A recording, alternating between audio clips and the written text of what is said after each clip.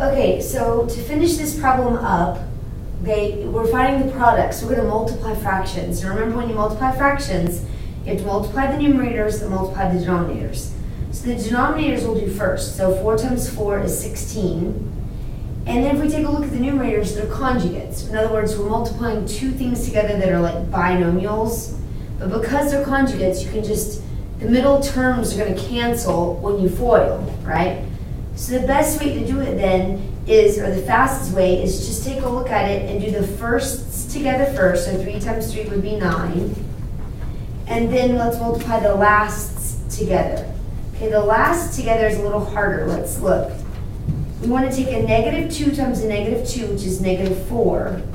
And then a root 7 times a root 7. Remember, which just drops the radical. So it just becomes 7. So negative 4 times 7 is negative 28. Right? So then you have 9 minus 28 over your 16. Okay? So you have negative 19 over 16. So to move those into answers, we're going to have x squared plus 3 halves x minus 19 over 16 equals 0. We can't leave it in that form, so we're going to end up multiplying the whole thing by 16. So you'll have 16x squared plus 24x plus 19 equaling 0. Not plus 19, I'm sorry, minus 19 equals 0. Okay?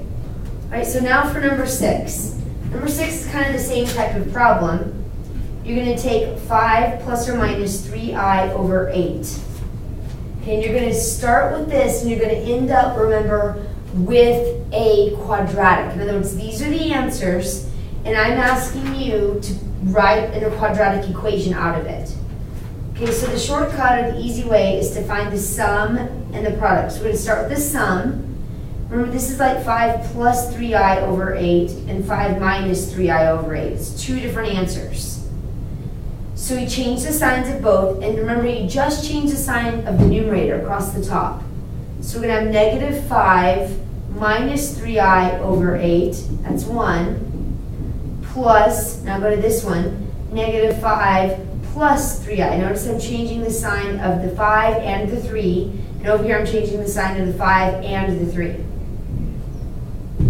Now, once again, you have fractions.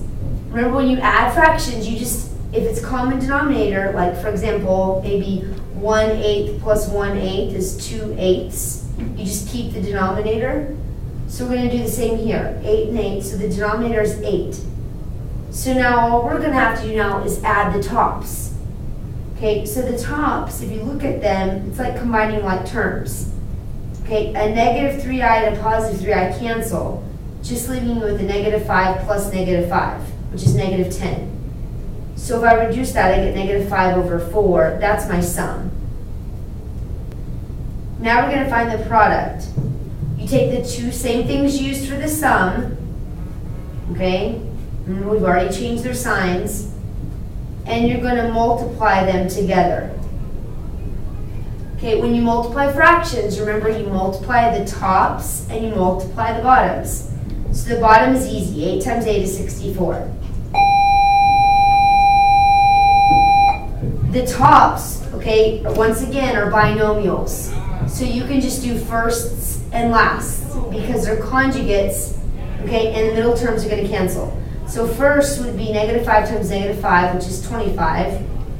And lasts, okay, what is a negative 3 times 3? It's going to be negative 9. And I times I is I squared. Well, a negative 9i squared is the same thing as plus 9. So we really have plus 9 there, which gives me 34 over 64, which is also 17 over 32. Now you're going to use both of those to write your equation. Okay, so to write the final answer then, we would say x squared minus 5/4 x plus 17 over 32 equals 0. But remember, we can't leave it like that. So we're going to multiply the whole thing by 32. to give us 32x squared minus 20x plus 17 equals 0.